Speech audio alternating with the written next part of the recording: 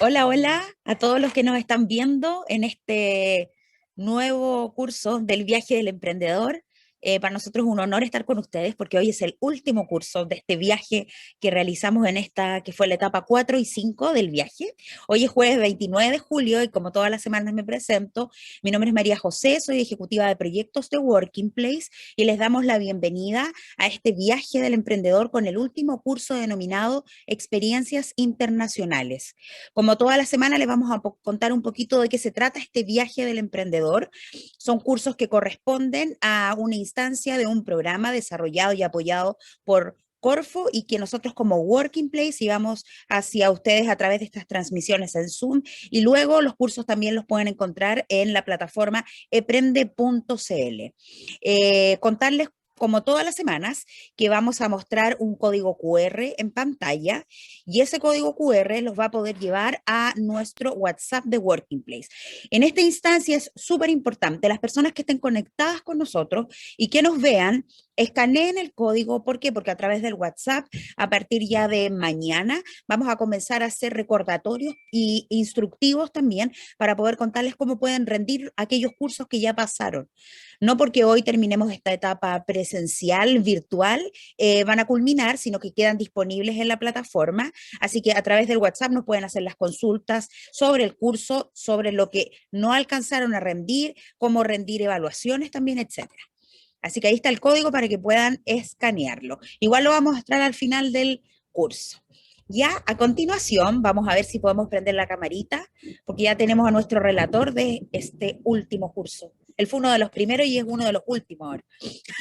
Es el último. Hola, Pablo. Hola, ¿cómo está María José? Soy el último, la última charla, efectivamente.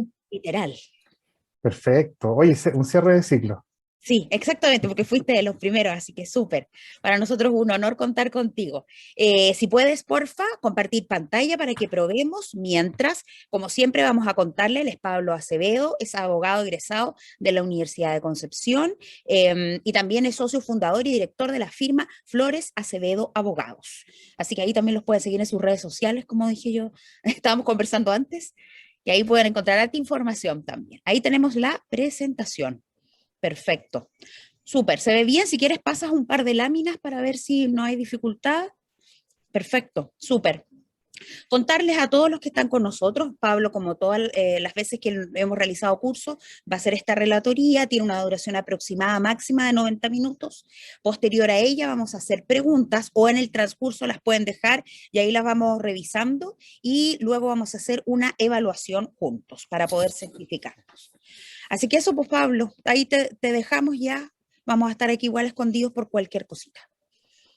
Perfecto. Muchas gracias, María José. Y gracias de nuevo a Working Place estamos en una ya, me atrevería a decir, quinta o sexta charla juntos, Sí, aparte de las que hemos dictado como oficina, me refiero, porque hemos estado con otros colegas, con mi colega Amalia, con mi sí. colega Joaquín, además, y con Ignacio, que ayudaron ahí en alguna de las charlas.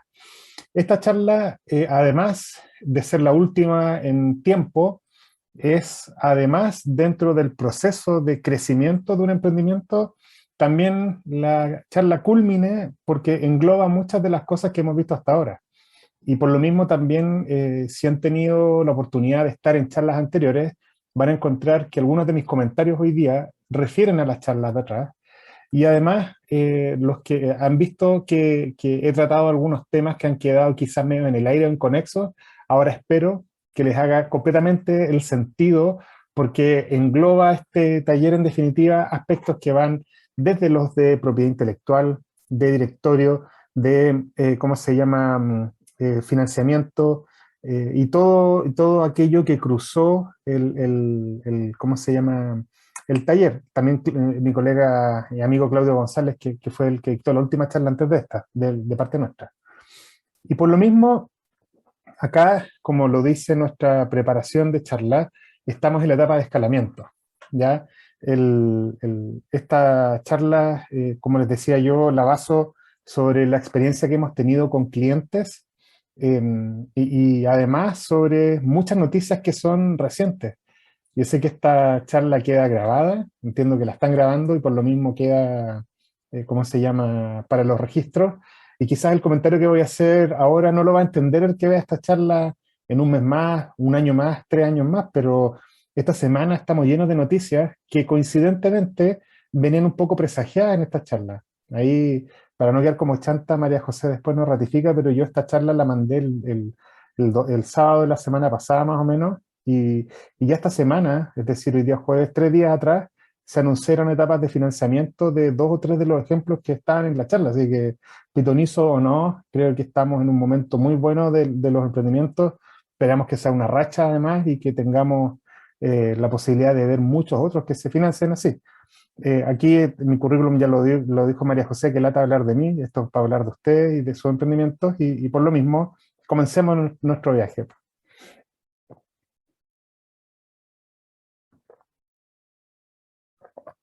En esta presentación vamos a hablar primero de una pequeña introducción al tema, donde vamos a englobar y vamos de alguna forma a darle una especie de unión a todos los temas tratados hasta ahora.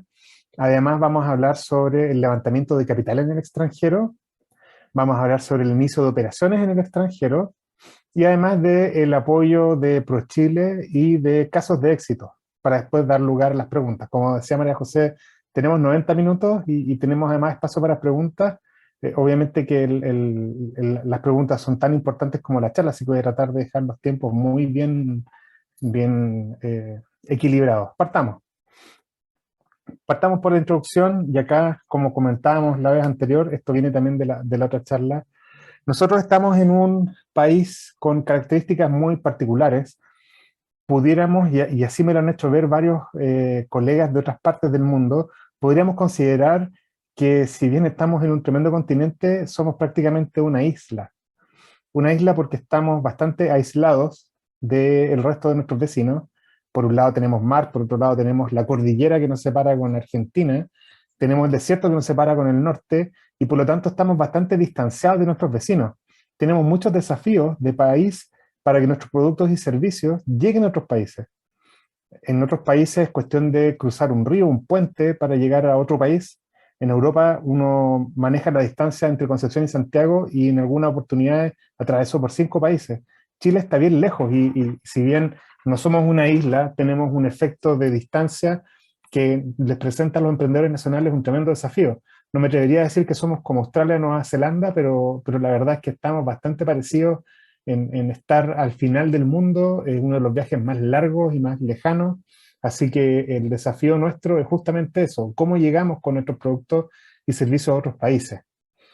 Y por lo mismo, hoy día ya sabemos de qué somos los campeones, no tenemos para qué repasar esto, que estaba también esta misma lámina en 2 o 3 charlas atrás, porque estamos nosotros acostumbrados a saber y entender y administrar la información de que Chile es un exportador de materias primas. Primera exportación por lejos el cobre, las frutas también, tenemos el salmón, que hasta hace algunos años, 10 años atrás, nos peleábamos el primer lugar de exportadores de salmón con Noruega, y ahí a propósito de una serie de decisiones malas para algunos, pero decisión al fin y al cabo, dejamos de serlo, y no solo dejamos de serlo, sino que nos rezagamos un poco, se sobrepobló, digamos, la densidad de cultivos, hubo problemas ecológicos, hubo problemas ahí de uso de una serie de elementos medios complicados, pero igual somos un productor y exportador importante de salmones, y así como les decía yo, los recursos naturales son lo que siempre nos ha caracterizado. Sin embargo, de un tiempo a la fecha, y acá a nadie le sorprende, que nuestros emprendimientos se han destacado más casi, o han hecho a Chile más conocido de lo que antes era el Chile exportador de materias primas. Hemos escuchado, sobre todo esta última semana, y estos son recortes anteriores, estos recortes son digamos, de meses atrás, de que Chile exporta talento emprendedor. Esta semana, y si bien hay términos que no son fáciles de entender, pero no obstante que conversamos mucho de esto en charlas anteriores, nuestros emprendimientos que han salido de Chile han conseguido financiamiento por fondos de inversión internacionales, por activistas internacionales, por deportistas internacionales. De hecho, The Not Company, perdón, uno de sus inversionistas fue Roger Federer, a través de su cartera de inversiones, y por lo tanto Chile se ha hecho muy conocido por sus emprendimientos, y por lo mismo la tecnología está de alguna forma sobrepasando la importancia de la exportación de otro tipo de riquezas que tiene Chile. Tanto así que la misma valorización que alcanzó por efectos de la inversión, de la ronda de inversión, la valorización completa que alcanzó Notco es mayor a dos o tres de los grandes corporativos chilenos, y eso lo alcanzó en menos de 5 años. O sea, empresas que en Chile parten como empresas familiares, bancos u otras que cotizan en bolsa, Notco ya los pasó hace bastante rato y suma varias de ellas en su conjunto. Ahora, ¿qué hicieron ellos y cómo llegaron a todo esto? Y es parte del desafío que nosotros nos venimos a responder hoy día, porque lo que estamos viendo son procesos de internacionalización de emprendimientos. Y por eso que hablamos de Chile al mundo. Los proveedores de servicios, de productos, están digamos, recibiendo estos requerimientos de todas partes del mundo. ¿Y qué es lo que esto implica? Pues esto implica internacionalizar. Este concepto ya lo estudiamos en la clase anterior, pero es importante que lo repasemos. Y por lo mismo, lo que nosotros definimos o entendemos por internacionalizar y el proceso de internacionalización es poner a disposición un producto o servicio de manera tal que pueda ser consumido en varios países. A mí me gustan los términos simples, creo que lo simple ayuda a la mejor comprensión, y por lo mismo acá tenemos que entender que el proceso de internacionalización es, como lo acabo de recalcar, un proceso, o sea, no ocurre de un día para otro, y ocurre en empresas que buscan expandir su presencia global más allá del mercado interno, entendiendo que en el extranjero pueden existir diferentes gustos, hábitos o regulaciones.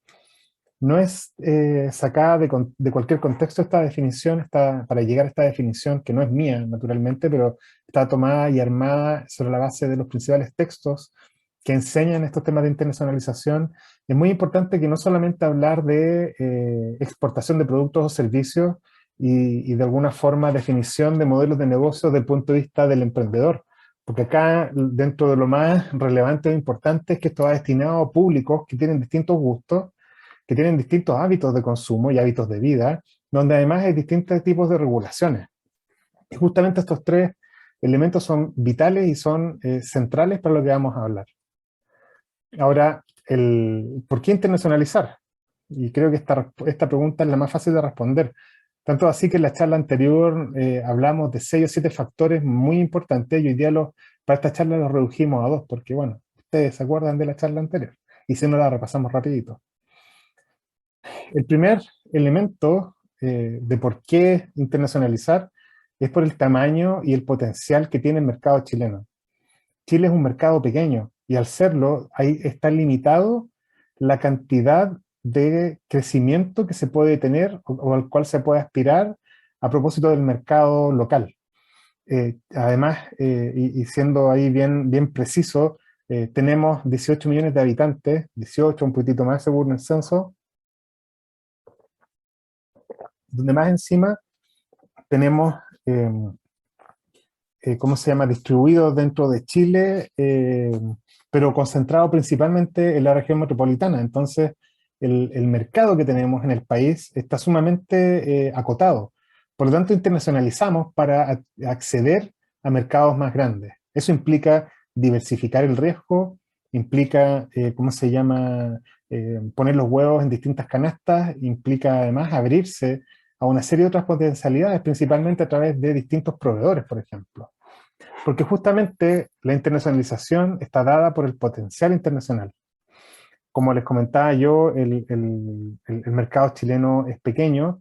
Tenemos a Latinoamérica y Centroamérica que básicamente tienen una cultura muy similar a la nuestra, por lo cual nosotros podríamos pensar que para los efectos de lo que nosotros queremos hacer debería ser más fácil exportar, internacionalizar más precisamente, pero resulta que son países que no necesariamente comparten, si bien comparten nuestra cultura, comparten quizás nuestros gustos, no comparten muchas veces el poder adquisitivo.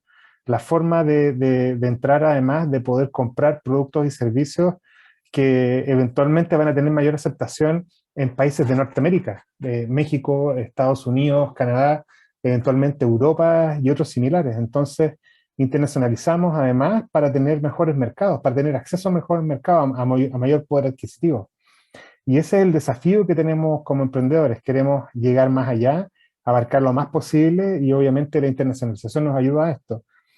Y dado que es un proceso, no es algo automático, no se puede optar a esto de un día para otro, es que hablábamos de este proceso de internacionalización.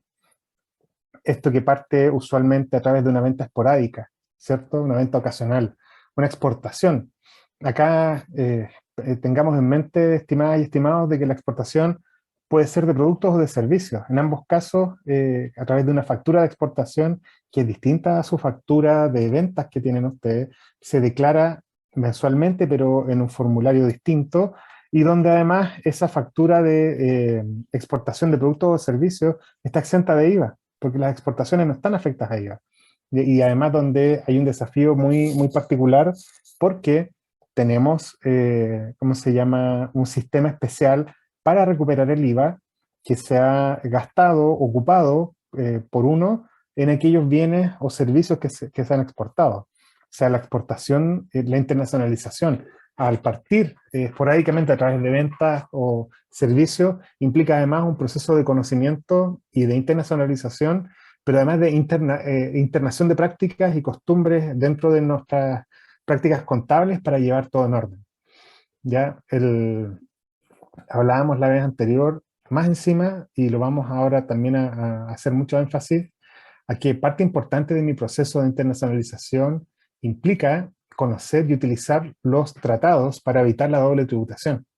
Porque justamente al generar actividad en un país distinto, es muy probable que yo tenga, sobre todo los servicios, que pagar impuestos en el país de destino de los servicios.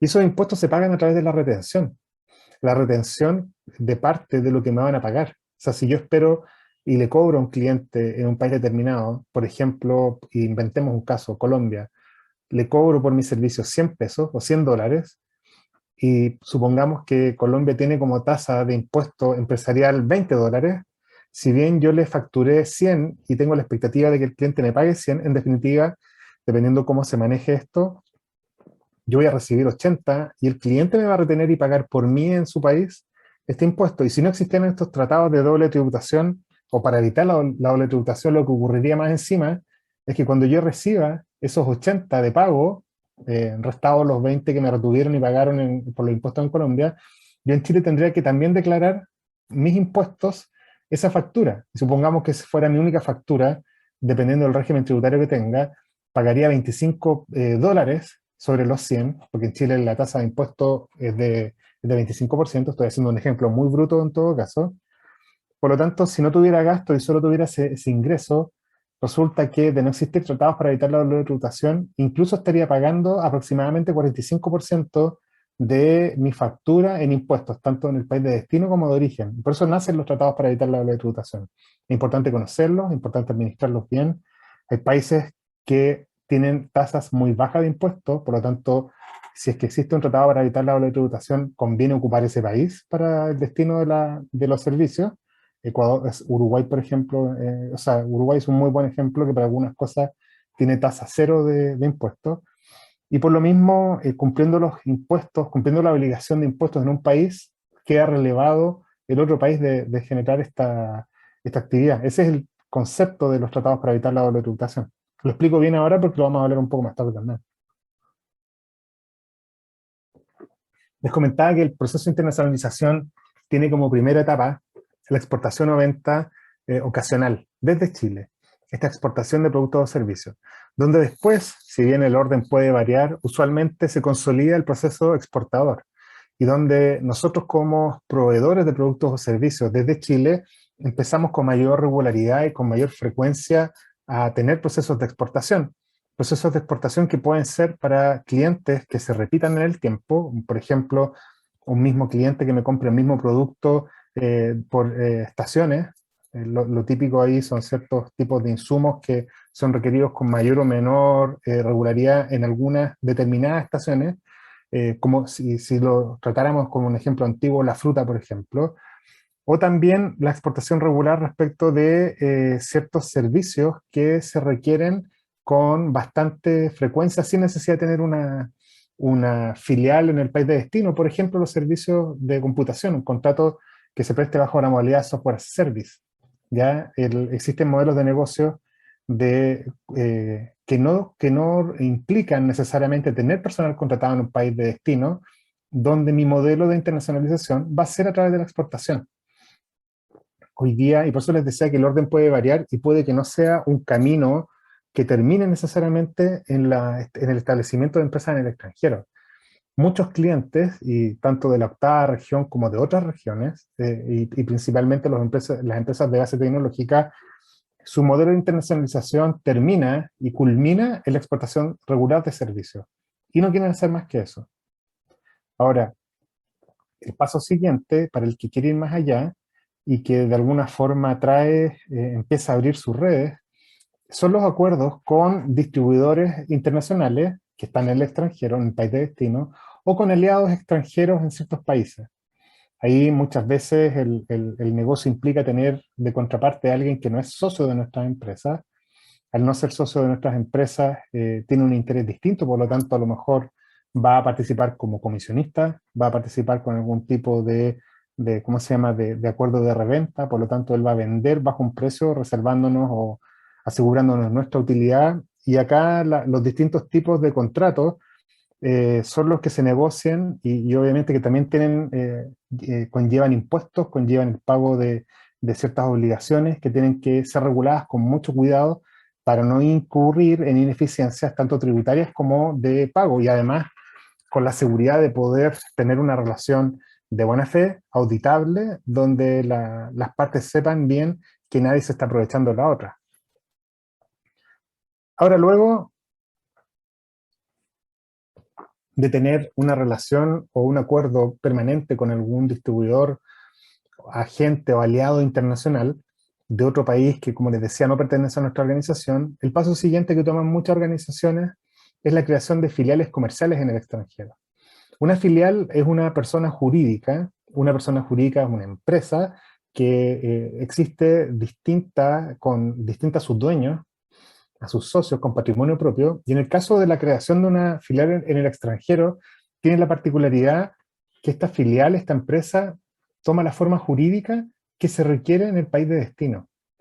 Y esto es importante porque si nosotros usáramos una analogía y dijéramos que las sociedades o las empresas que vamos creando son hijos, este hijo sería un hijo nacido en el extranjero. Por lo tanto, se rige por las leyes del país donde la creamos. Y además de eso, tiene cargas que son distintas a las que eventualmente tengo yo en Chile, pero que al consolidar resultados debo además hacerlas conversar. Por lo tanto, el crear una agencia, perdón, una filial comercial en el extranjero implica necesariamente tener asesoría legal en el extranjero, tener un representante en el país de destino. No es posible, les diría, en la gran mayoría de los casos, llevar a control remoto desde Chile todo. Se necesita pagar al menos un contador local, se necesita al menos tener un representante que firme con fines tributarios, muchas veces el mismo contador al que se le paga para la mantención, y esa persona además va a tener la responsabilidad de hacer las declaraciones de impuestos, tener al día las cuentas, y obviamente que esa persona va a responder, por lo tanto debería ser alguien de confianza. Y la creación de filial, además, puede dar paso a la generación de negocios donde se haga crecer esta filial, donde efectivamente ya tenga empleados de manera más permanente, no solamente el contador que mantiene la empresa, y donde además pudiera eventualmente partir el proceso de internacionalización ya de los socios fundadores.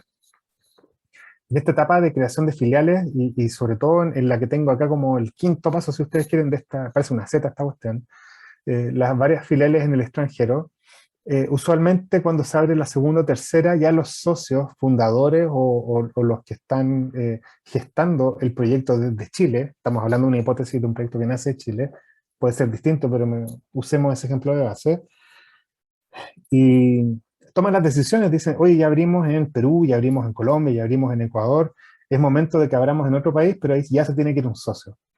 Tiene que ir un socio y además de irse el socio, tiene que de alguna forma hacerse cargo de ese negocio. Y esto puede implicar eventualmente tomar decisiones estratégicas que generen además expansión no solamente de la sociedad, sino que también del desarrollo organizacional de la compañía. A mí me gusta mucho hablar de los ejemplos que conozco y cuando me tocó, tuve la suerte de fundar esta oficina con mi socio el año 2005. Estábamos los dos en Concepción, vivíamos felices allá, cada uno con sus temas, pero trabajando juntos. El año 2007 ya no dio para más la cosa, viajábamos mucho a Santiago, así que me vine a ir a Santiago. Y la empresa siguió trabajando y siguió funcionando, una sola empresa con dos oficinas, y la verdad que esas decisiones estratégicas son las que ayudan a crecer, pero también tienen su costo, costo en cuanto a mantener el espíritu, mantener la cultura, mantener una sola visión, y eso no es difícil de mantener. Lo complicado es darse cuenta de la necesidad e invertir el tiempo y los recursos en eso. Y justamente lo que pasa es que empezar a crear sociedades filiales en el extranjero alborotan un poco la estructura organizacional, y es ahí donde nace la necesidad, que es el último punto que tengo acá puesto, de generar un holding internacional. Y este holding internacional, les decía yo la vez anterior que hablamos de esto, que lo que sirve es para consolidar bajo una sola estructura de propiedad toda la inversión que reciba este grupo de empresas. Si yo tengo distintas filiales en distintos países y cada una de esos países tiene como dueños o como socios o accionistas a las mismas personas naturales en distintos porcentajes en una y otra, ese desorden es bastante ineficiente y bastante poco amigable para atraer inversiones. Usualmente el holding es la que lo atrae. Y hoy día vamos a hablar un poco de eso, vamos a hablar de buenas prácticas, y me refiero a buenas prácticas no porque sean las que tengan que hacer, sino que porque son las que han funcionado hasta ahora.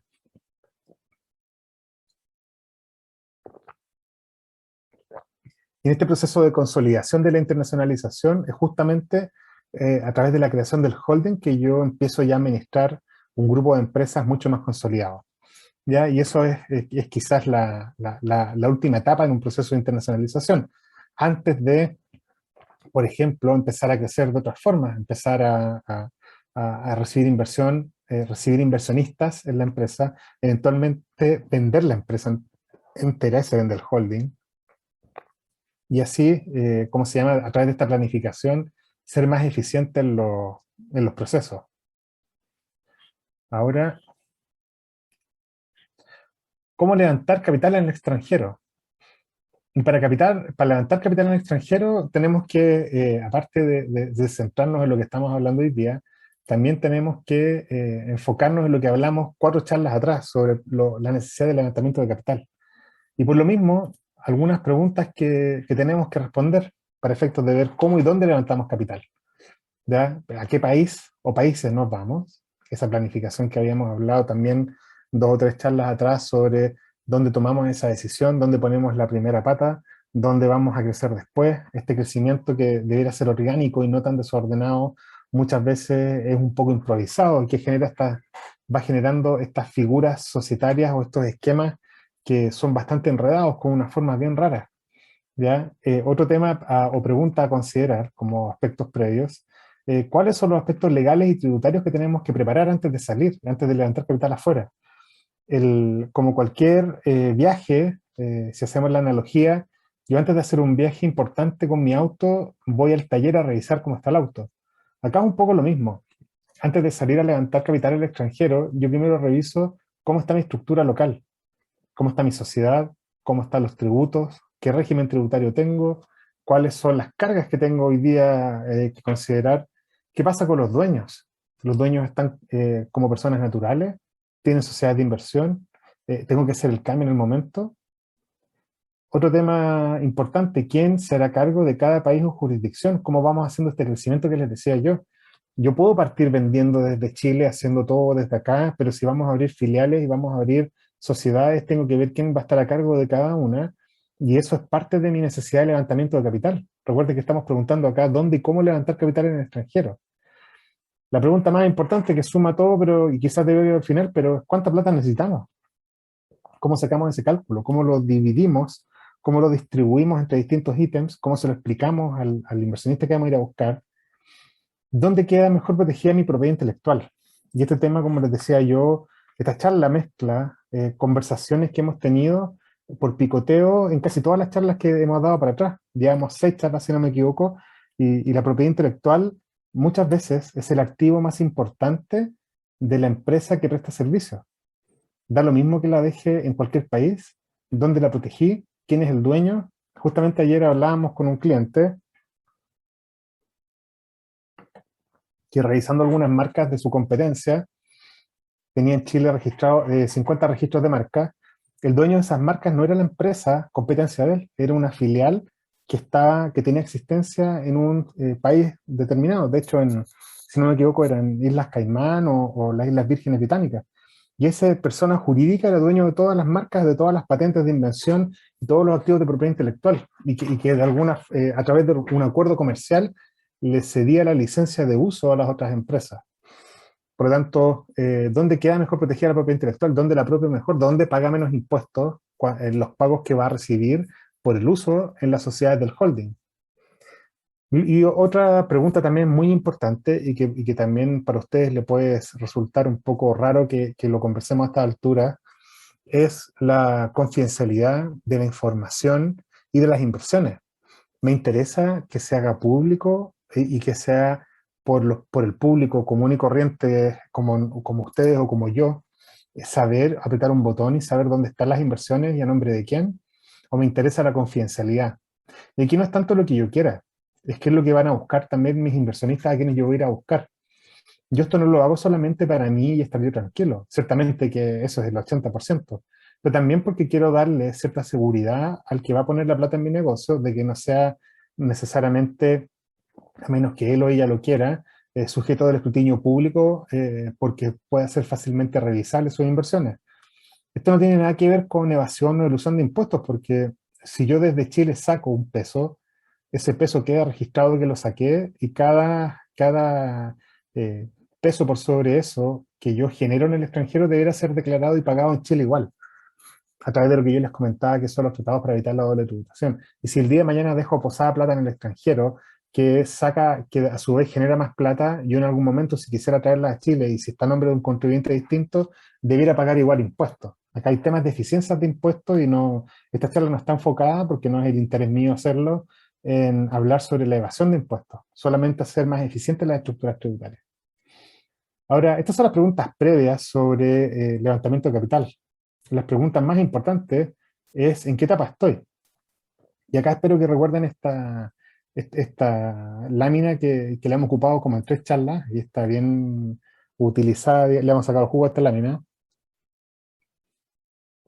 donde ustedes podrán recordar que en un lenguaje muy sencillo, esa línea roja representa la necesidad de flujo de caja que van a tener como emprendedores. Y el flujo de caja de alguna forma ideal en un curso desde el inicio hasta el exit de la empresa, ya sea que salga a la bolsa o que se venda. Donde el flujo va a ser negativo en un comienzo, pues eso es lo que usualmente se habla en teoría del Valle de la Muerte. Insisto, prefiero privilegiar acá el lenguaje sencillo por sobre las explicaciones demasiado desarrolladas, pero mi primera ronda de levantamiento de capital va a ser eso, va a ser la primera y de alguna forma va a preceder a otras rondas. Si ustedes ven acá, yo levanto la primera vez, después voy a volver a levantar y así sucesivamente. Y por eso hablamos de que se le ponen letras sucesivas para que la gente entienda en el momento de la empresa. Así las cosas, levanto mi serie mi ronda pre-serie A, y eso es porque voy a levantar una serie A después, y eso es porque después pretendo eventualmente una serie B, y así sucesivamente. Y eso significa que como emprendedor tengo que estar preparado en cuantificar cuánto me va a durar la plata que levanté y cuándo voy a volver a necesitar más plata. ¿Ya? Eso también es muy importante. ¿Ya? Por lo tanto, mi levantamiento de capital, además de todas las preguntas que vimos previamente, implican identificar bien en qué momento estoy. Porque en qué momento estoy me van a implicar a mí saber cómo voy a negociar la inversión. Y acá es donde además volvemos a la primera charla, donde decimos y definimos el tipo de inversión que yo quiero. La inversión por equity o la inversión convertible por algún tipo de instrumento, convertible en equity. Y yo le vuelvo a hacer la misma prevención de mi primera charla. Yo hablo de equity, hablo de nombres en inglés, no porque a mí me guste hablar de manera sofisticada, todo lo contrario, yo privilegio el lenguaje sencillo. Pero este es el lenguaje que se usa y este es el lenguaje que van a escuchar, por lo tanto es importante explicarles en este mismo lenguaje y explicarles qué significan estas palabras. Y por lo mismo, volviendo a la primera charla que tuvimos sobre levantamiento de capital, hablábamos de que la inversión que ustedes van a buscar en el extranjero puede ser ya sea directamente en equity de la empresa, es decir, en acciones de la empresa, la transacción más sencilla si ustedes quieren o directa y al grano, porque no tiene nada de sencilla por lo demás, de que a cambio de dinero constante y sonante, el inversionista recibe acciones que son representativas del capital de la sociedad. Por lo tanto, como la transacción a la antigua, cosa-precio, pago, recepción de la cosa. Y ahí se adquiere la calidad de accionista y por lo tanto se es inversionista, pero además ese inversionista es accionista. Y esto implica negociar una serie de aspectos todos antes de entregar la plata y entregar las acciones. Por eso les decía yo que dependiendo del momento en el que están dentro de su necesidad de capital, además surgen las formas de inversión a través de inversiones, valga la redundancia, convertibles en equity. Es decir, yo no recibo directamente en el día de cierre, no recibo directamente la plata para entregar acciones, sino que recibo la plata a cambio o entregando un compromiso de futuras acciones. Ya sea porque es un préstamo que va a ir devengando intereses y que por lo tanto al momento de verificarse la condición o el plazo, yo capitalizo en favor del inversionista el capital y los intereses devengados, o porque es a través de algún tipo de instrumento o herramienta que no devenga intereses, que tampoco genera una obligación de devolver la plata, pero que sí le genera al emprendedor la obligación de convertir en equity o convertir en acciones una vez que se dé alguna condición. Estas son las dos variables más conocidas de inversión, que no es directamente por equity. Los mutuos convertibles o notas convertibles son préstamos, son créditos que se otorgan con la intención de capitalizar, tanto el capital como los intereses. Y yo les decía que el otro son los SAFE, que SAFE es una contracción de Simple Agreement for Future Equity, que es la forma como hoy día se realizan estas inversiones en Estados Unidos y que simplifica mucho la negociación. ¿Por qué estamos hablando de todo esto? Porque si vamos a buscar inversión en el extranjero y decidimos ir a Estados Unidos, es importante saber que mi inversionista muy probablemente va a querer invertir a través de un SAFE. Yo no puedo no saberlo. Y si va a invertir en un SAFE, vamos a tener que elegir alguno de los tipos societarios en Estados Unidos que sea más amable y amigable para poder recibir esa plata y convertir ese SAFE definitivamente en acciones y tener la regulación jurídica para que estén ambas partes tranquilas con esa inversión. Volvamos 3 minutos atrás.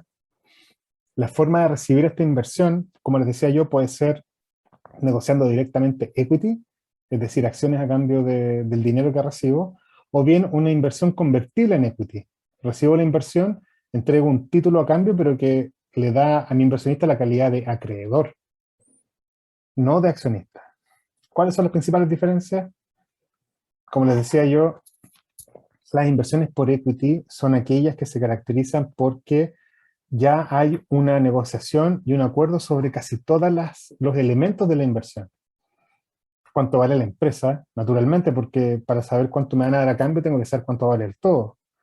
Si yo compro algo y no sé cuánto, no hay acuerdo de cuánto vale la base, la verdad es que la negociación va a ser un poco en el aire y sin acuerdo en la valorización es bien difícil saber cuánto me dan a cambio de mi inversión. Pero a la vez la inversión por equity, como les decía yo, convierte o transforma al inversionista en accionista, es decir, pasa a ser parte de la propiedad. Hay una serie de aspectos que hay que negociarlo inmediatamente cuando negocio inversión por equity. Todos los elementos del pacto de accionistas, todos los elementos de cómo se diluyen los fundadores, qué tipo de acciones se están confiriendo, qué derechos tienen estas acciones, cómo, cómo se recibe la inversión. Usualmente, incluso si la inversión es por equity, no se acostumbra necesariamente a que toda la plata se entregue una vez. Muchas veces se entrega por partes. La pregunta se negocia ahí hay plazos, hay condiciones, todos estos elementos son los que se negocian al negociar directamente equity, a diferencia de las notas convertibles y similares, donde en realidad yo no recibo un accionista de la sociedad, lo que tengo es adquirir una deuda y por lo tanto la empresa se transforma en deudora y por lo mismo el inversionista es acreedor. Una de las gracias de esto es que al ser acreedor y no accionista, solo tiene derechos de acreedor, derechos de seguimiento, pero no tiene derechos de voz ni de voto dentro de la empresa. ¿Por qué iba a querer yo tener una nota convertible? Bueno, mientras más temprano esté en mi empresa, más difícil de valorar, de valorizar, y por lo tanto, mientras más difícil de valorización, más me cuesta a mí llegar al acuerdo. Por eso, de hecho, ya no se negocia en equity. Yo les decía, oye, la inversión por equity supone el acuerdo sobre la valorización de la empresa. Pero ¿cómo vamos a valorizar una empresa en etapas tempranas? Hay metodologías, pero al fin y al cabo, la validación de la metodología va a depender de lo bueno o malo de negociador que sea y lo firme que sean mis convicciones como emprendedor para no ceder la tentación del inversionista de querer bajar mi valor. Por lo tanto, con las notas convertibles y similares se pospone la necesidad de acordar una valorización. Es más, solamente se pone un límite de valorización, un cap de valorización que se llama, un tope, de manera tal que se fijan reglas para la futura conversión sobre la base de elementos que muchas veces se determinan en acciones de terceros, no de uno. La inversión del inversionista se va a convertir sobre la base de la valorización que le dé un tercero cuando venga ese tercero el día de mañana y valide una valorización para invertir, por ejemplo, en una serie A, cuando ya haya más información. Ese es el tipo de acuerdos que se pactan en la negociación por notas convertibles o deuda convertible en equity. ¿Ya? Y acá es donde es importante tener presente que dependiendo del momento donde ustedes estén negociando, el país donde se negocia, el tipo de sociedad y lo que ustedes tienen como camino recorrido, va a generar la diferencia entre si mi negociación de levantamiento de capital es directamente por equity o a través de notas convertibles.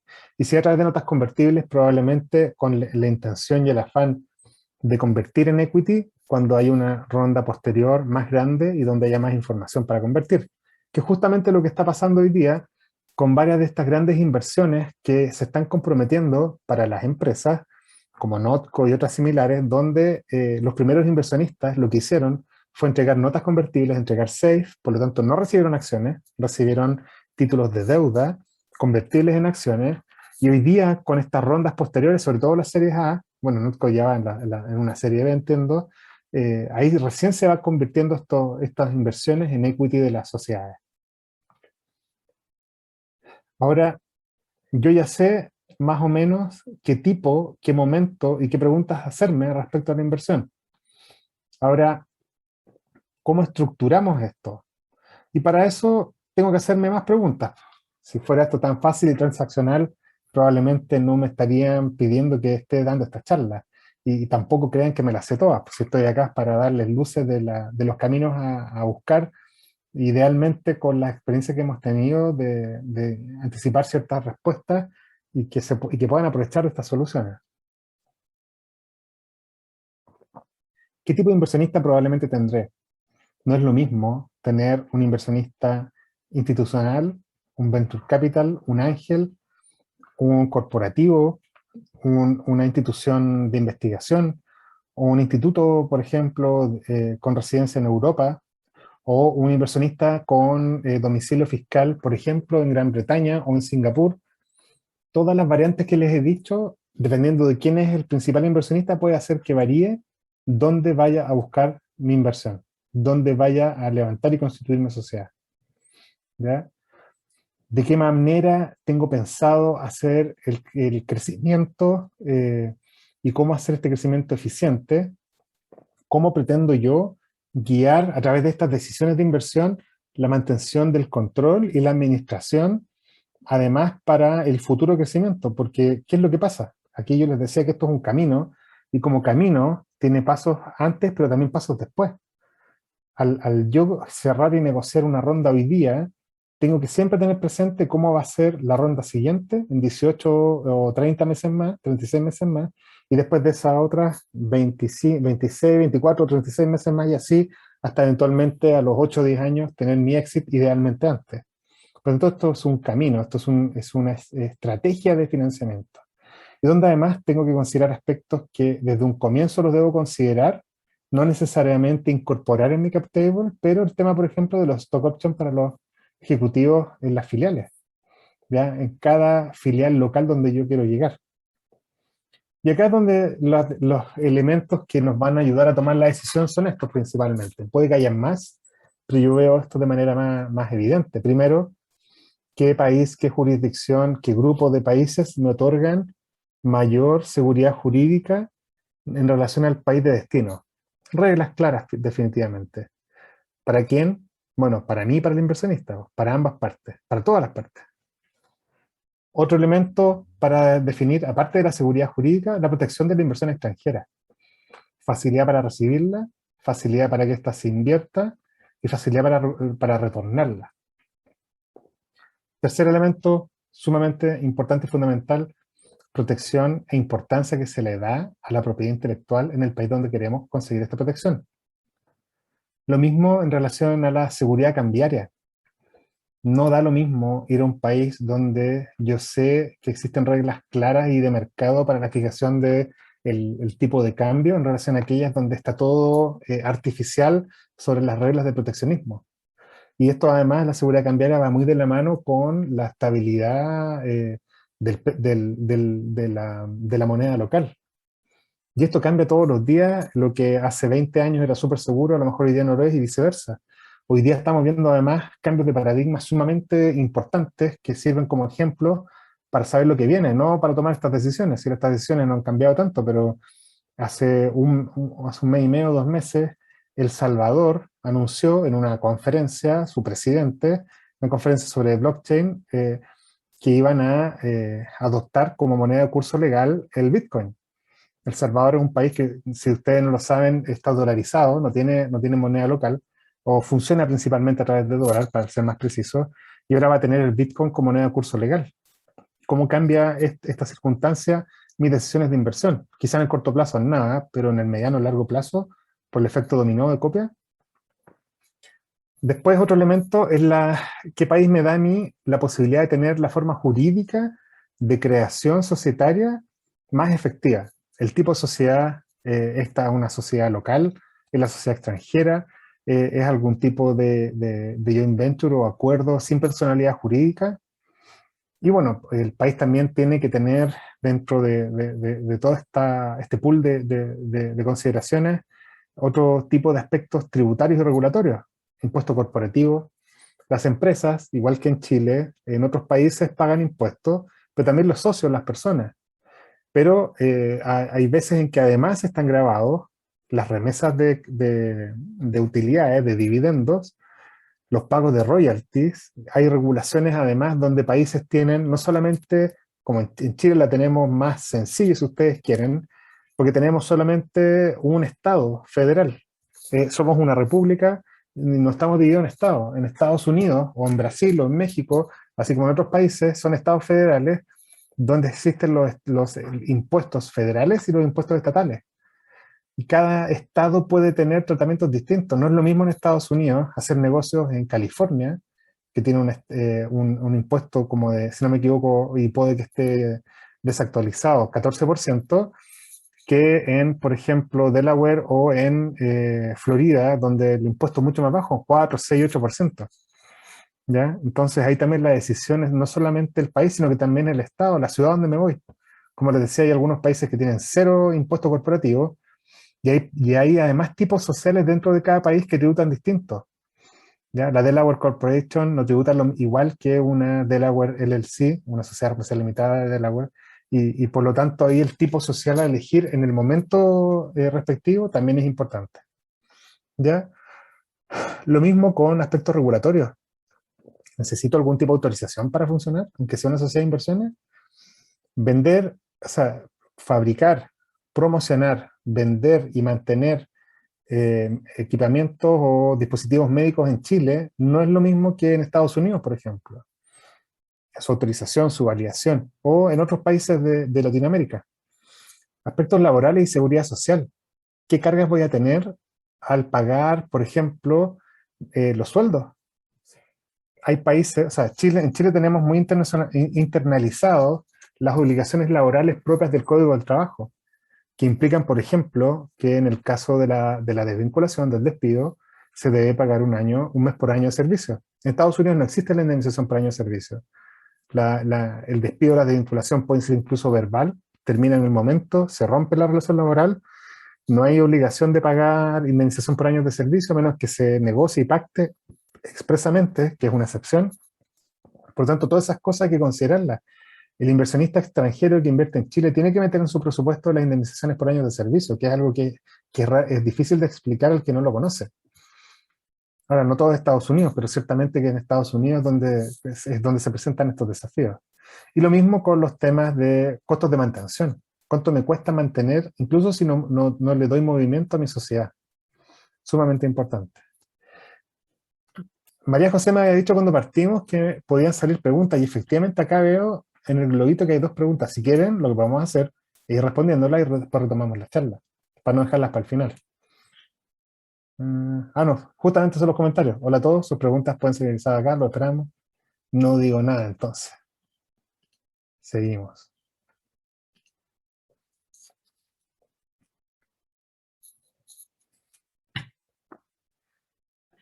Y en el donde levantamos capital, acá traigo a colación un artículo que salió, si no me equivoco, el domingo de la semana pasada, y por eso les decía yo que envié esta charla corregida el domingo, porque justamente en los últimos 6 meses, la discusión de alguna forma ha circulado mucho sobre dónde generar el levantamiento de capital, dónde crear la sociedad, y justamente acá las restricciones que vamos a tener van a depender de todo lo anterior, el tipo de inversionista, de dónde viene, qué restricciones tiene y qué tipo de capital me van a inyectar. Y este artículo, que se los recomiendo, porque no lo voy a transcribir ni atribuirme yo el mérito de algo que hicieron otros colegas que saben mucho por lo demás también, y gente que trabaja en fondos de inversión, así que les dejo el desafío de este artículo de pulso, pero básicamente existe una tendencia, y sí les voy a decir algo que no dice el artículo y que es la razón principal por la cual esto existe,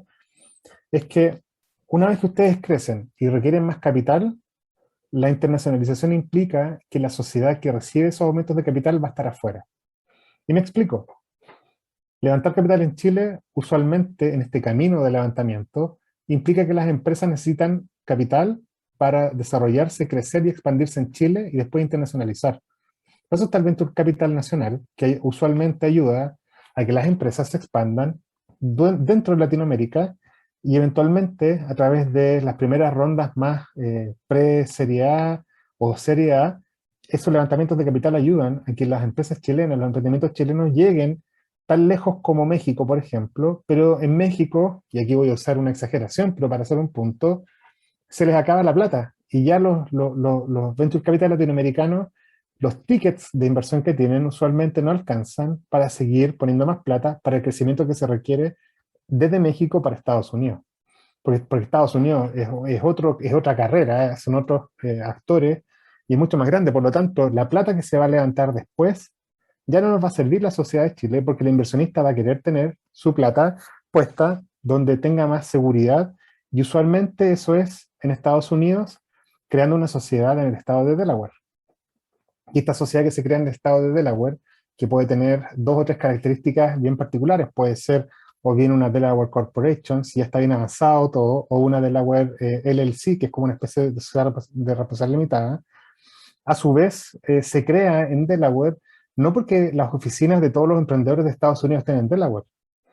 Por el contrario, es muy probable que esa sociedad que tenga su domicilio social en Delaware tenga sus oficinas comerciales en cualquier otra ciudad menos en Delaware. Y así es como lo hacen casi todas las startups chilenas que han ido para Estados Unidos. Ayer salía, o antes de ayer, un artículo de uno de los fundadores de Notco, que Notco tiene como su sociedad, instrumento para levantar capital una de sus sociedades está en Delaware, pero sus oficinas están en Nueva York.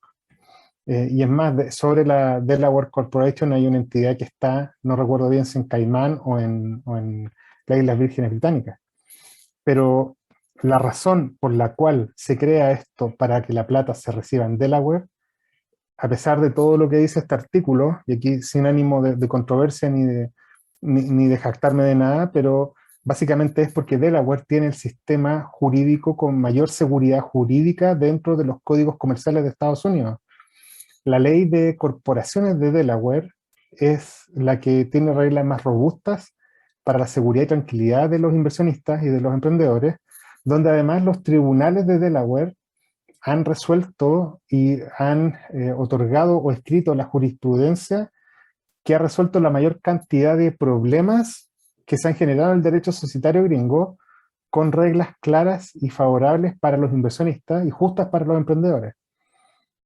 Estados Unidos, un mini resumen de algo que hablamos también un par de charlas atrás, Estados Unidos no tiene solamente un sistema jurídico, Estados Unidos tiene 51 sistemas jurídicos, uno por cada uno de los estados que tiene, que son 50 estados, y uno además de los 50, uno adicional para su funcionamiento como estado federal. Por lo tanto están las leyes federales y las leyes estatales. Y las leyes de sociedades son leyes estatales. Y Delaware en particular es la que tiene mayor desarrollo en esto. Entonces, por eso, cuando un emprendedor se va para afuera, quiere buscar inversión en Estados Unidos porque sabe que ahí va a llegar la plata para el crecimiento, elige Delaware porque sabe que el inversionista va a buscar Delaware porque va a estar más tranquilo invirtiendo, porque sabe que si ocurre alguno de los conflictos que pudieran ocurrir, es muy probable que ya ha sido resuelto antes y las reglas estén claras. Y eso no ocurre con las leyes o las regulaciones de las materias societarias de otros estados de Estados Unidos. Tanto así que Delaware, además de estar en la vanguardia, es copiado o ha sido copiado en varios de sus aspectos o temas que han ido evolucionando en el derecho societario por otros estados. Así que esa es la razón por la cual las empresas chilenas crean las filiales, crean las empresas o crean las matrices en el estado de Delaware en Estados Unidos. Pero además donde esa empresa de Delaware eventualmente pueda tener por sobre ella una controladora que esté en Islas Caimán, por ejemplo, que es donde también eventualmente van a estar los inversionistas. Y eso por razones tributarias. Aquí es donde entramos en un aspecto de la conversación que es bien delicada para que no se malentienda. Pues yo les decía que esta charla no es para promover la evasión de impuestos, sino más bien para generar las figuras donde los inversionistas se vean más beneficiados y atraídos para hacer la inversión. Y por lo tanto, el que quiera poner su plata y financiar mi empresa tenga las reglas claras, pero también las más eficientes para invertir. Y aquí donde tenemos, como les decía yo, distintas herramientas y distintas jurisdicciones. Y estas son las más usadas hoy día. Me falta quizás Inglaterra, Reino Unido en realidad, y me falta también quizás Singapur, pero que esas son hoy día todavía no las menos conocidas.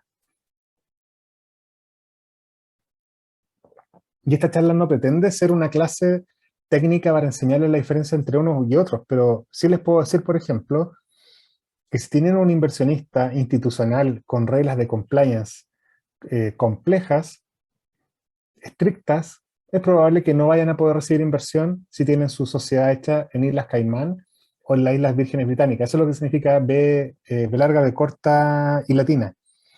En inglés la contracción de BVI, que significa British Virgin Islands. Es más, hay fondos de inversión que han estado en Chile que justamente se han negado a recibir ciertas inversiones porque las matrices están en estos, que para Chile además tienen en ciertos aspectos tributarios el carácter de paraíso fiscal. El hecho de ser paraíso fiscal tiene connotaciones tributarias adversas, pero no significa que sea un delito invertir en esas empresas. Ojo con esa precisión.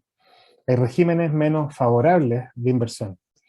De acá es donde a mí me gusta usar este ejemplo, que también es un artículo escrito por un venture capital chileno, un inversionista extranjero que es emprendedor, que pasó por Startup Chile en sus primeras generaciones y que hoy día tiene un fondo de inversión, que es Nathan Lustig, que él tiene su fondo que es Magma Partners, y que él escribió este artículo, que lo publicó en su blog, ahí tienen la referencia para que sepan ahí que esta foto yo la tomé haciéndola como referencia de su verdadero autor y no presumiendo como que fuera yo. Y donde él también, a través de este artículo, lo escribe para comentar otra cosa, pero yo quiero acá hacer un punto muy importante.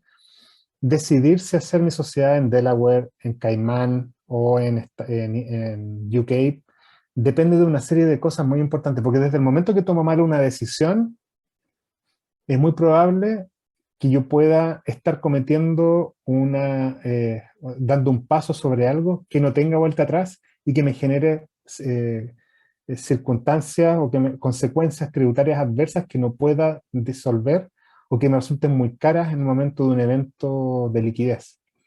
Entonces acá, sin ánimo de revisar este verdadero algoritmo que escribió este emprendedor, este inversionista, no tengo la suerte de conocerlo, pero leo todo lo que escribe, sí implica que estas son decisiones muy pensadas y en base a estrategia de mediano y largo plazo, y no una improvisación, y menos porque yo vi que alguien más lo hizo, yo voy a hacer lo mismo. Ahora sí creo que salió una pregunta, ¿eh? Mira, aquí vamos a leer la pregunta, a ver si la respondemos al tiro o si viene después la respuesta para dejarla para después, porque vamos en la mitad de la charla recién y nos queda media hora. Si como empresa, pregunta Andrea Ramos, si como empresa debemos resolver varios aspectos del país en el que vamos a instalarnos, ¿cómo podemos investigar eso? ¿Contratar un equipo de asesores en Chile o pensar en buscar información o asesoría en el destino? La verdad, Andrea, que las respuestas son ambas. Tienes que primero asesorarte en Chile con alguien que sepa de esto, que entienda bien las diferencias de lo que estamos hablando y que sepa además a quién hacerle las preguntas cuando haya que hacer la sociedad de afuera. Parte importante de lo que tienes que tener presente es que los abogados en Chile tenemos nuestro título, y discúlpalo, puede resultar un poco obvio, estamos nosotros habilitados como abogados en Chile solo para dar consejo legal en Chile bajo las leyes chilenas. Por ejemplo, por lo mismo, si un abogado, sin tener la autorización para ejercer el derecho en el extranjero, da opiniones o ofrece opiniones sobre el derecho gringo, por ejemplo, como asesoría legal, estaría cometiendo incluso hasta un delito. Por eso que lo que estamos hablando acá no es consejo legal, no es asesoría legal, es una charla sobre internacionalización. Por lo tanto, si tú quieres internacionalizar, lo primero es consultar y retener en Chile un equipo que sepa de esto, que entienda que lo haya hecho antes y que además tenga buenos contactos y redes de corresponsales para hacer esto en el extranjero. Porque no es lo mismo que tú, Andrea, contrates a tu abogado en Chile y que además tú misma investigues qué abogado ha hecho esto en el extranjero.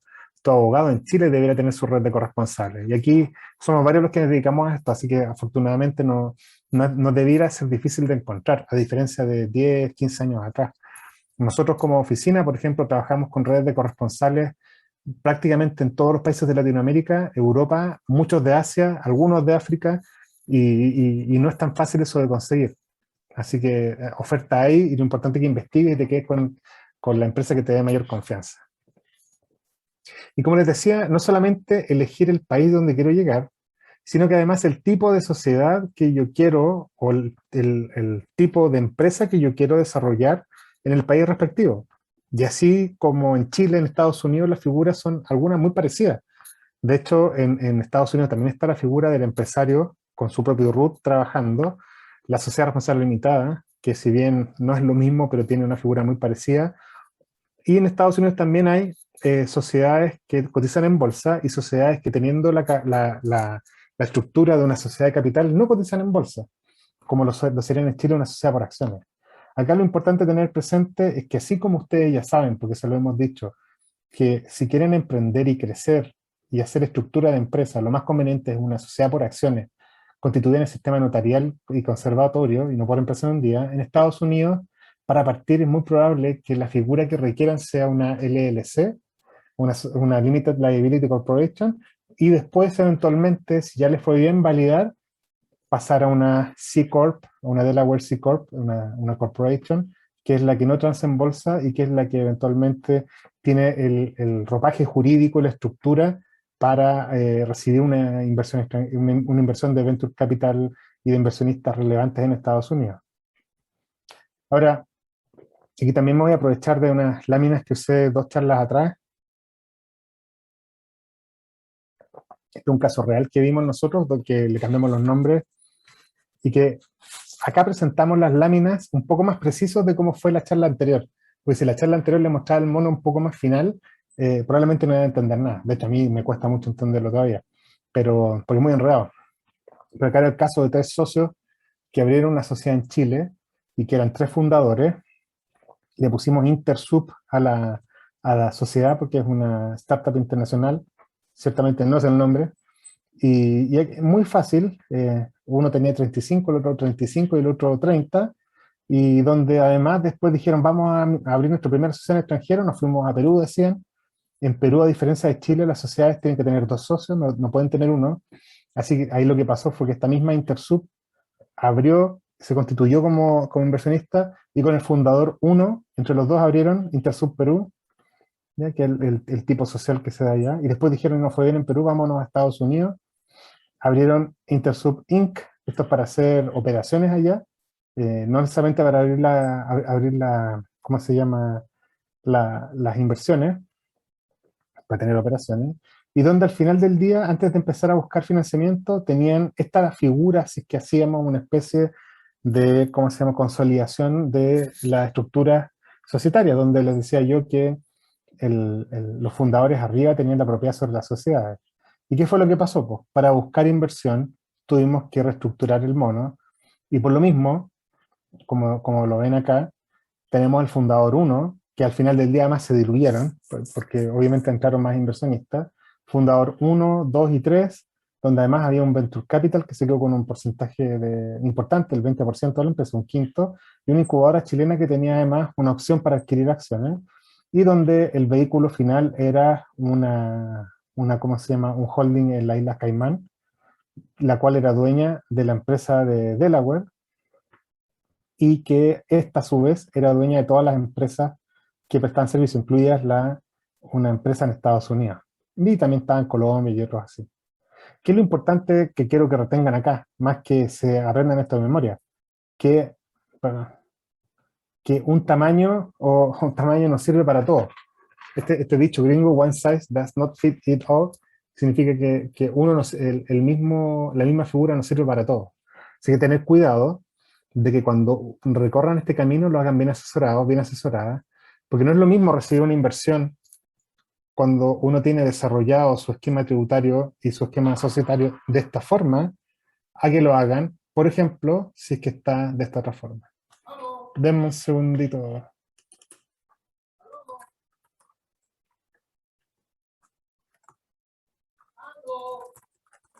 Entonces, esto es lo que está... Espérenme un segundito. Espérenme un segundito. ¿Qué? No, cierra la puerta, que estoy... Gracias. Perdón. Como vemos acá, perfecto. Una no sirve para todo. Aquí tenemos otra pregunta, a ver. ¿Existe algún libro que pueda complementar esta información de la charla? He buscado en español, pero generalmente está todo en inglés. Ahí, lamentablemente, Rafaela, casi toda esta información está en inglés, porque justamente allá donde se desarrolla toda esta teoría. Hay algunos artículos, pero te sugiero más que buscar libros, que busques artículos de interés en ¿cómo se llama?, en Internet. La literatura sobre esto está casi toda en inglés, porque casi toda la literatura de Estados Unidos. A ver, eso es el levantamiento de capital en el extranjero.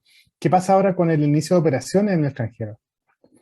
Y aquí es donde tenemos que tener cuidado, porque una cosa, les decía yo, es abrir una sociedad, una cosa es buscar el cómo tener esta, como les decía yo, estructura, pero cómo me voy al extranjero. Y acá es interesante que mucha gente dice, me voy al extranjero y tiene una expectativa de viaje que casi que va con una comitiva y que lo he recibido por las autoridades, pero donde en realidad, sin mayor preparación o mucho cuidado, esa es la expectativa, pero la realidad es muy distinta.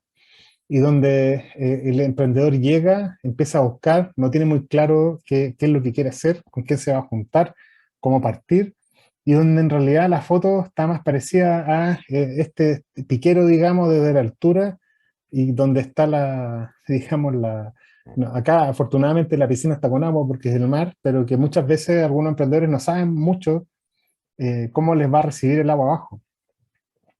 Y por eso es importante que haya un temario, y acá lo tenemos nosotros muchas veces cuando lo vemos con nuestros clientes, casi como un checklist de temas que tienen que considerar. Esto no está en orden, pero, o sea, el orden no está correlativo, pero sí es importante que lo tengan presente. Primero, los aspectos regulatorios. Necesito autorización para operar, permisos, impuestos locales, impuestos como patentes municipales, tengo que pagarle al municipio para poder operar, por ejemplo. ¿Qué tipo de sociedad tengo que constituir? Aspectos administrativos. Tengo que contratar un contador para que me lleve la contabilidad y declare mensualmente. ¿Cómo hago el pago de algunos impuestos locales que estaba muy de la mano con lo anterior? Una cosa es deberlo y otra cosa es quién los paga. Se pueden pagar a distancia, por ejemplo. Necesito abogados locales, necesito representante legal. A lo mejor yo viajé, abrí, fijé una oficina, pero después me vuelvo a Chile, tengo que, ¿cómo se llama? Tengo que tener gente permanentemente. ¿Qué pasa con las cargas tributarias? ¿Qué es lo que les conversaba yo? Los ojos locales, los impuestos federales versus los impuestos estatales. No puedo salir y hacer mi negocio sin saber cuál va a ser mi carga final tributaria, porque puede que termine fijando un precio que si lo fijo y me quedo con ese precio, llegue al absurdo que al final del día me quede sin utilidad porque entre mis costos, mis gastos y mis impuestos me voy para atrás. Tengo que saber eso. ¿Qué pasa con el IVA en los servicios? En Chile los servicios no están afectados a IVA.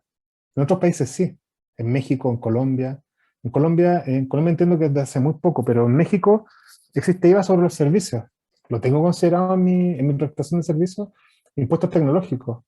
En Chile existen estos impuestos tecnológicos, también existen en otros países, pero en la mayoría de los países ese impuesto es del IVA común y corriente.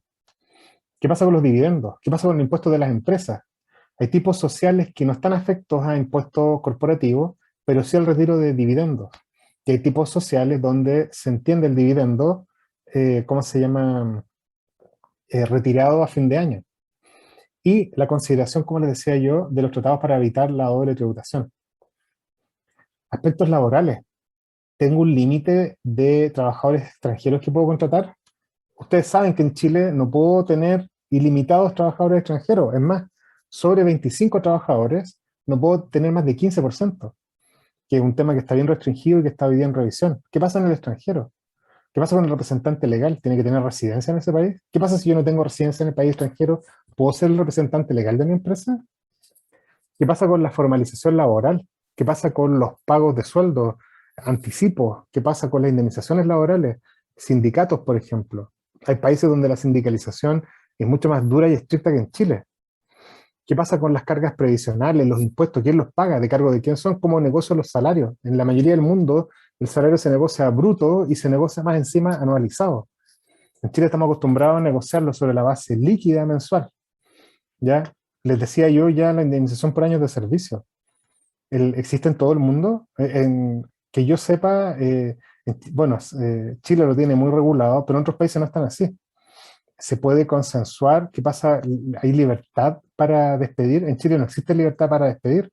La necesidad de la empresa no es un chip libre tampoco. Lo único que constituye una especie de chip libre es el desahucio, pero que corresponde a cargos con mayor responsabilidad y con características bien particulares. Aspectos culturales, les decía yo, que para mí es de los más importantes. Facilidad para hacer negocios. El valor, por ejemplo, de la palabra versus de tener que negociar cada aspecto del contrato para que quede por escrito siempre. Tácticas de negociación que además difieren de país en país. No es lo mismo ir a negociar a Brasil, que ir a negociar a México, que ir a negociar a Alemania, negociar en Japón. El valor, por ejemplo, de una comida con un cliente es distinto en cada uno de los países que les acabo de comentar. Y lo mismo por ello, saber bien elegir al representante local de mi empresa. Porque es muy difícil entrar a un mercado, entrar a un negocio sin tener como parte de mi equipo interiorizado a alguien que sea local. ¿Ya? Hay un tremendo valor agregado de tener a un local como parte de mi equipo. Y bueno, les decía yo ya la protección de la propiedad intelectual. El lugar donde voy y donde yo asiento mi propiedad intelectual, donde yo la protejo, donde yo además la distribuyo, donde yo voy generando todos estos contratos de licencias o protecciones adicionales, donde pongo la propiedad. Porque una cosa es que se proteja en todos los países, pero ¿quién es el dueño? Es una de estas empresas que está en una jurisdicción específica, cómo se tributa los royalties, los valores que se reciban por esa propiedad intelectual, va a ser o no respetado en ese país, que pasa no solamente con poder registrar, sino que también hacer lo que se llama en propiedad intelectual el enforcement, es decir, perseguir la infracción. Ya tengo presupuesto para la protección de la propiedad intelectual y para el enforcement. Ahí una vez escuché en una charla al fundador de Crystal Lagoons que decía, hablaba de su presupuesto de propiedad intelectual, que eran montos que yo creo que para empresas chilenas es desorbitante, pero él lo tiene en todo su presupuesto y se confía y está tranquilo de que hay gente pagada vigilando su propiedad intelectual, porque es muy importante para él. ¿Tenemos presupuesto para la protección y mantención de la propiedad intelectual? Todos estos son los aspectos a considerar y aquí tenemos otra pregunta. A ver, ¿existen incubadores en Chile o programas que apoyen a emprendedores que deseen internacionalizarse para apoyar en todos estos aspectos? Aquí Andrea Ramos, ni que estuviéramos de acuerdo porque justamente ahora viene el apoyo de ProChile y casos de éxito con y sin ProChile. Y vamos a hablar de un par nomás para entrar ya en las preguntas y respuestas. Porque justamente yo soy bien fan de ProChile. Fíjense que el año 2020, y que para este año se mantuvo y tuvo algunos focos distintos, ProChile definió como mercados prioritarios Lima, Bogotá y Medellín, o sea, Lima en Perú, en Colombia, Bogotá y Medellín, en México, a Ciudad de México y Monterrey, para Estados Unidos, Miami, fíjense, y es importante porque hoy día muchos fondos de inversión de riesgo chilenos se están yendo a Miami, y algunos emprendedores también. Antes era todo Silicon Valley, hoy día es Miami. En España, Madrid y Barcelona, en Canadá, Toronto y Montreal, y para este año me atrevería a decir que en Alemania está Múnich, München, y también Berlín, algunos mercados un poco diferenciados. Y aquí la gracia es que hay un camino que está, donde está, como dice ahí la lámina que tiene como fuente Corfo y ProChile, donde están bien concatenados en este camino los fondos de Innova Chile y algunos fondos de emprendimiento de Corfo, pero principalmente Innova Chile, con los fondos de ProChile. Actúan de la mano. Y ahí, si no me equivoco, María José nos puede ratificar después. Incluso tuvimos a la gerenta de Innova Chile dando una charla acá en Working Place hace poco y nos habló de algunos de estos fondos. ¿Ya? Y de hecho acá, dependiendo del momento, aquí para Andrea tienes distintos fondos que te ayudan desde el momento del Crea y Valida, que es uno de los primeros, después la Consolida y Expande, y después a través de distintos fondos para la exploración e inversión, tú puedes llegar hasta otros países. Y por lo mismo tienes además todo este camino y como les decía yo, el programa más clave hoy día, que este es el que estaba en la lámina anterior, el programa Go Global de ProChile, que ayudaba a empresas chilenas y que ayudó a muchas empresas chilenas a internacionalizarse. ¿Ya? El programa, esto era marzo de este año, hoy día ya en julio estamos en el programa que se llama Go Global X, que tiene que acaba de cerrar por lo demás la semana pasada, si no me equivoco, el jueves o el viernes, y que para los emprendimientos que han optado por este programa, que han ganado, se lo han adjudicado, han tenido una cantidad de apoyo impresionante para el soft landing y además para a través de distintos talleres, y tengo la suerte de dictar varios talleres para este programa, de poder llegar a esos países con mayor confianza y tranquilidad porque ya han previsto algunos de sus problemas. O sea, el llegar solo por su cuenta a otros países se puede, sin duda, pero ProChile es una tremenda ayuda para esto. Y por eso también hay ciertos concursos enfocados, esto está un poquitito desactualizado, pero, porque les digo, el último concurso que fue el Go Global X, que ayuda a la internacionalización, y es así como a través de estos concursos han pasado emprendedores que hoy día están haciendo noticias.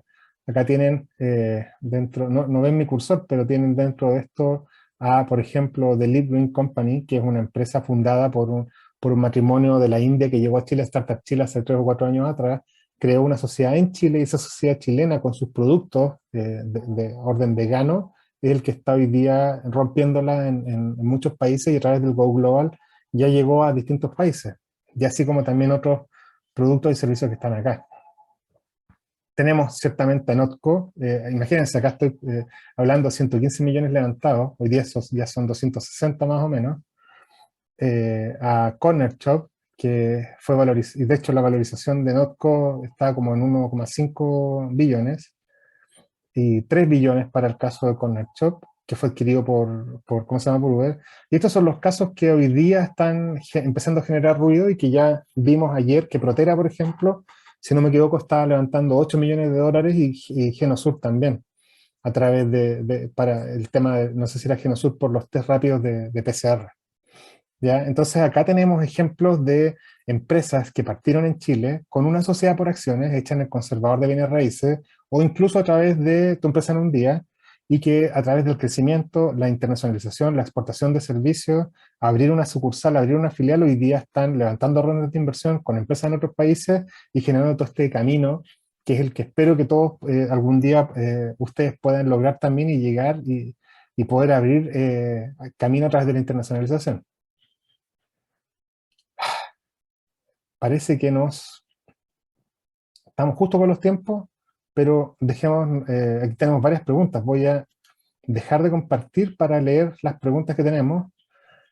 Aquí Andrea, ya creo que ya le contestamos su pregunta sobre incubadoras en Chile o programas que ayuden a internacionalizar. Está el Go Global y el Go Global X, pero también varios programas de otras incubadoras. Hoy día muchos están yendo a incubadoras internacionales. Y Combinator, que es la incubadora por esencia de Estados Unidos que ayuda a las startups en etapas tempranas. Hace 3 o 4 años, las primeras startups que llegaron a Y Combinator eran una especie de excepción y era una tremenda noticia y lo fue ciertamente, porque era muy difícil quedar. Y si bien hoy día sería injusto decir que se hizo más fácil, es que ha mejorado mucho el nivel de emprendimiento en Chile. Cada año entran más emprendimientos chilenos a Y Combinator. También los desafío a que estudien eso. Ahí sí, Andrea, estamos fritos si es que no sabemos inglés, porque el inglés es fundamental para esto, porque es el idioma de las incubadoras. ¿Ya? Me Acá, preguntaban, ¿sí? Pablo, disculpa. María José. Sí, referente a mallas académicas, existen carreras que tienen que ver con comercio internacional. ¿Tú conoces alguna? No mencionar una universidad puntualmente, pero tal vez No, dentro de sí, lo que conoces, sí. ¿hay contenidos que tú veas? ¿Se estudia en educación superior este tema? Mira, a mí me toca dictar un módulo en algunos magíster y que son módulos específicos. Yo dicto una clase Ah, de Venture Capital e internacionalización, por ejemplo, el magíster de innovación de la Católica en Santiago, ya. y además el magíster de innovación de la U de Conce, que también es muy bueno, el magíster de innovación y emprendimiento tecnológico de la U de Conce, que su director académico es Inti Núñez, que ahí es local. Sí, sí, lo conocemos. Él ha trabajado también Sí, con Working.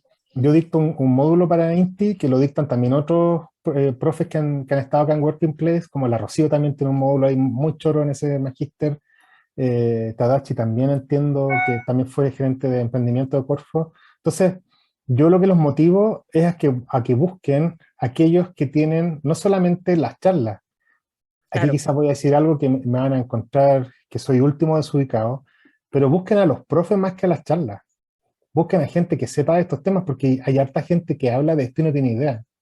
Mm, Hay harta gente que dice y habla desde la teoría y jamás en su vida ha leído una sociedad, un pacto accionista de una sociedad gringa. Entonces, y gente que hable desde los ejemplos prácticos.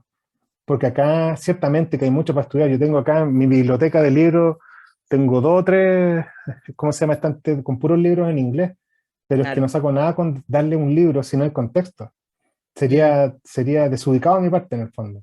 Entonces, la literatura que ustedes requieren para adentrarse en esto viene de artículos más que de libros. La mayoría está en inglés. Yo creo que cuesta mucho encontrar en español, pero lamentablemente al final del día igual el inglés es una puerta, es un filtro para estas cosas, porque el inversionista más grande va a querer hablar su idioma con ustedes. mm. Al final, yo creo que esa es una lección importante y práctica. Para, e- para efectos de lo que estamos conversando, el inglés es sí o sí. Es como un Sí, primer paso. Es un poco sí, hacernos los ciegos, tal vez pensar que sin ese piso va a ser fácil porque ya vemos que es un tema que tiene hartos aspectos más o menos complejos, pero el idioma es clave, hay un buen El idioma es desafío. clave. Sí. Mm, Oye, tenemos otras preguntas acá, María José. Mira, José Luis nos entero, pregunta, déjame aquí ver, dice dale. un SaaS, Software as a Service, pero con dos S, que opere desde Chile, ¿necesitaría forzosamente con un contador en el otro país para declarar? No necesariamente. Ahí, José Luis, la gracia es que si tú prestas un servicio SaaS, tipo Software as a Service, no requieres tener oficina en el otro país.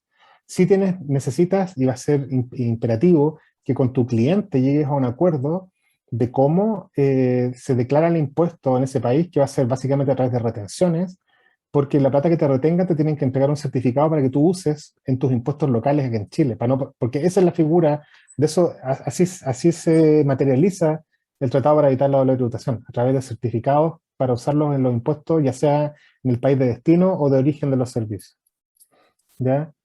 Después, Súper. empresas en Delaware o en Islas Caimán, ¿se pueden abrir por internet igual o hay que ir para allá? Lo pregunto por la pandemia actualmente. Se puede hacer toda a distancia, pero tienes que asesorarte. Esto no es como lo mismo que, o sea, de aquí no quiero ser peyorativo ni nada, pero tú puedes abrir por tu cuenta una empresa en tu empresa en un día, y eso no significa que tú vayas a recibir inversión necesariamente ahí, porque esto tiene estructuras muy específicas. Tienes que asesorarte y ahí te sugiero que cotices y siempre en estos proyectos tengas claro más o menos cuánto quieres gastar y cotizar dos o tres opciones. No te quedes con la primera y siempre quedarte con aquella que te dé confianza, que al menos sepa dónde hacer las preguntas y buscar buenos servicios. Después pregunta si necesitara un abogado, estudio abogados para que me asesoren esto, ¿cómo se pagaría? ¿Cuántos son los valores más o menos? Pues ahí es imposible esta respuesta. Primero, se paga en plata, y en plata por proyecto. Hace algunos años, 10 años a lo mejor, se usaba el hablar, no sé, un porcentaje de la operación. Eso ya hoy día, el que esté dispuesto a pagarle a un abogado un porcentaje del negocio es porque no se está asesorando bien, porque hoy día los abogados no somos socios de nuestros clientes, pues. Y acá usualmente en las operaciones además de inversión, ¿cómo se llama? En las operaciones de inversión el que consigue la inversión son los emprendedores, pues. Entonces, distinto es si en un juicio yo recupero más o menos tener un porcentaje como premio, pero en estas operaciones estos son proyectos. Entonces, es pagarlo en dinero, en dólares, y buscar y cotizar. Y ahí depende de la ronda, depende de la cantidad de pega que haya que hacer. No es lo mismo crear una sociedad en Chile o aumentar capital en Chile, generar series de acciones, que hacer una reestructuración para generar un holding en otro país. Ya ahí tú puedes tener presupuestos dependiendo de lo que quieras hacer, desde, no sé, $5.000, lo más sencillo, hasta eventualmente, no sé, 25.000, 30.000, 40.000. Por eso es importante cotizar, Mm, cotizar. súper, ahí teníamos hartas preguntas de Sí, José Luis. Tiene una sí, batería de preguntas al final. está perfecto, me encanta. Hizo un montón de preguntas, no sé si nos queda alguna pendiente.